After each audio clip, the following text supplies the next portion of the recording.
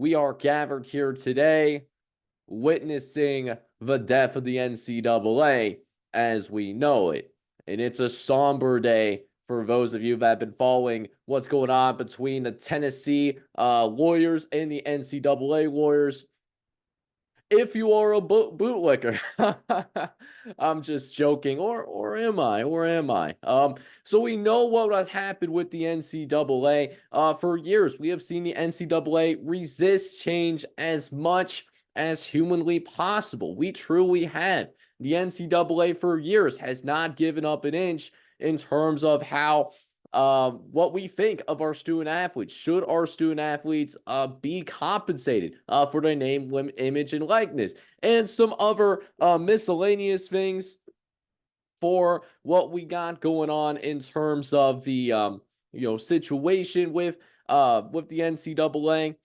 But the NCAA went to court, and what they found out extremely quickly is that Tennessee had time today. Tennessee absolutely had time today. So Tennessee and the NCAA, they did battle it out in court, out in Greenville, Tennessee. And once again, the NCAA does have to hold yet another L.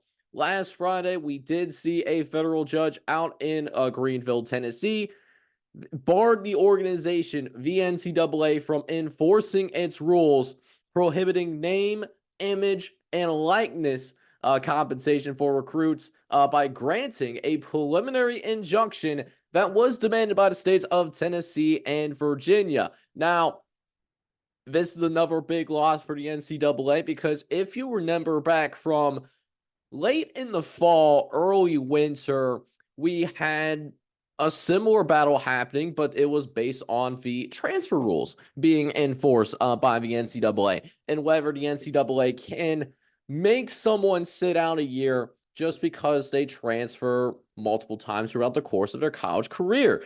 And what we saw is that the NCAA turns out they can't do that now, can they? So what we've seen the NCAA do is they are not able to enforce its rules on the transfer portal. They're also not able to enforce its rules on name, image, and likeness.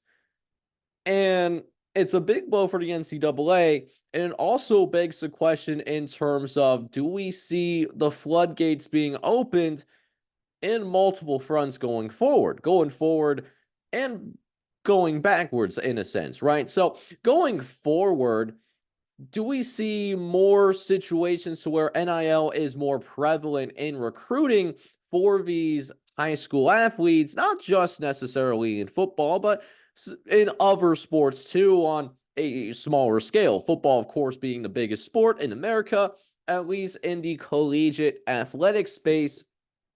Football is one of the biggest, right? Could we see high school recruits being directly contacted by collectives? Could we see, coaches almost negotiate with these future student athletes in terms of, okay, we want to bring you onto campus, we want to give you a spot on our team? Do we at some point just see a more open negotiation is kind of to the highest bidder or similar to the highest bidder? What we kind of see in terms of NFL free agency, NBA, MLB. Are we seeing the NFLization, I should say, of college sports as we know it? Now, I am, for one, and I want to make sure I get this out before I get into my next point. I hate the NCAA almost as anybody. Especially now that we get into this era of NIL. It's a tragedy still that several years later, many of the things that Reggie Bush did during his time at USC that ultimately caused him to have his Heisman Trophy removed now is legal under NIL rules, and the NCAA can't enforce said rules. So we're starting to see a process of really the NFLization of college football. And I'm not just talking about NIL either in terms of almost a bargaining of, I'll go to your school for X amount of dollars from the student athlete perspective. We're also starting to see this in terms of the college football playoff. We've seen what's going on with the college football playoff. We haven't even seen how the 12-team playoff is going to play out. Who knows how the 12-team playoff is going to play out, but there's already talks on the 14-team playout as well. And it just makes you wonder, how broken does college football have to get before we get meaningful reforms, we get meaningful changes in terms of, I guess, finding yourselves on this peripheral of being in a much more stable place, not just from a college coach's perspective, but from an athletic director's perspective, from a student athlete's perspective, just more stability for everyone involved. And it makes you wonder from that particular sense, because I, for one, I have always been a supporter for student athletes being paid. I remember the time when, I know he's not a college football player, Zion Williamson was at Duke. Duke had a big game against North Carolina at Duke in Durham, and you'll have a absolutely packed house. It's usually a packed house for Duke basketball, but particularly for this particular game, you have NBA athletes, you have a former president of the United States like coming through and watching the game as well. Lots of stars watching this young man. And yet, it was before the time of NIL, and he hardly saw any money that he generated from that university, any of the hype that he created while he was at that college level. So, Zion hardly saw a dime of all of the revenue that was generated from this time. So I'm always been a supporter of that, because I think student athletes should always have a piece of the pie, or at least so to speak. But now that we get to this point of NIL, we're seeing really Pandora's box being opened up. We get to a point of, will we see the NCAA dissolve at this point? Because think of it from the NCAA's perspective. What are they getting out of the relationship? It's starting to turn into a one-sided relationship. Now, for some of you that are watching this right now, you're probably thinking to yourself, well, what is the point of the NCAA? And so why would these schools cooperate with the NCAA at any point in the first place? And that's a really good question. So the purpose of the NCAA is, not only is it a centralized body in terms of governing college athletics, not an effective one. I think we all realize that it's never been an effective body for governing collegiate athletics, especially at that highest echelons of collegiate athletics, that higher division one, so to speak. Your more name brand schools that you think of off the top of your head when you think of college football, for example. But let's say Johnny at Vanderbilt, hurts himself during a college football game, and his family ends up suing the university for maybe not taking care of him down the line.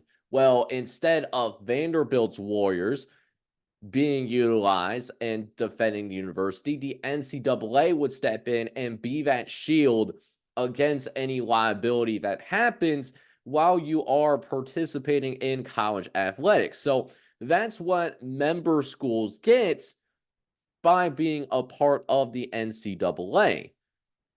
And they still get that. However, we've seen the NCAA. Well, what is the NCAA even getting out of this at this point? We're at a point now where they can't enforce two-time transfer rules. They can't enforce NIL. And it makes you wonder, what can they actually enforce? And can they enforce anything that's even remotely, I would say, meaningful, right? So it makes you wonder from that standpoint. We've seen these losses pile up in court. And in response, we've seen NIL related laws go into place, such as in Oregon. At least is like working through the chain. NCAA is not going to give up this fight. It wants to retain as much power as humanly possible. But as we're moving into a new era, unless Congress does end up stepping in and they actually give the NCAA an exemption on what could possibly go ahead and be a monopoly, because that's part of the reason why they lost is that Congress has not given NCAA monopoly status. That's one of the reasons why they have lost in course. So it's an interesting story to keep an eye on. How does the NCAA respond? Can they find a way to remain relevant, or is it the end of the NCAA as we know it? It's something to really watch out for. I know this is not going to be the end of us of watching over this. There's going to be more.